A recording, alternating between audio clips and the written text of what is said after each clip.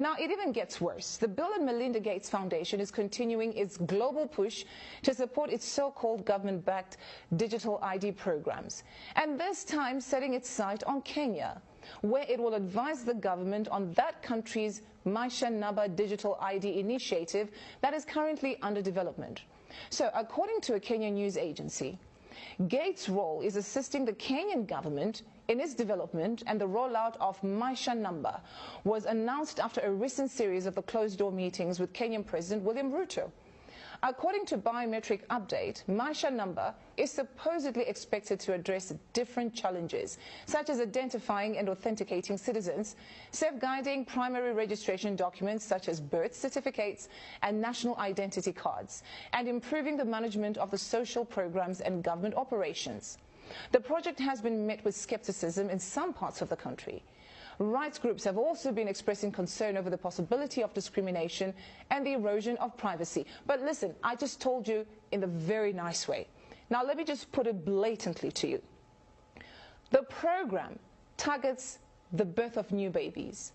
So once you have your baby, before your baby leaves the hospital, you no longer get a paper birth certificate, but then you get a digital one that is somehow implanted somewhere on somebody's body.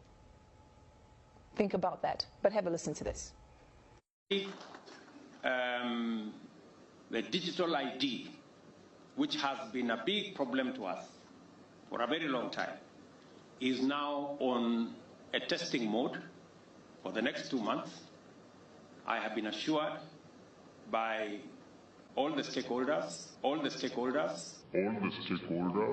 led by the ministries concerned, that by December we will be able to launch digital ID, where every Kenyan don't have to carry any paper, plastic or otherwise, as an ID, that they should be able to be identified digitally using their iris or their fingerprints, and we can transact without the necessity of people struggling to identify who they are.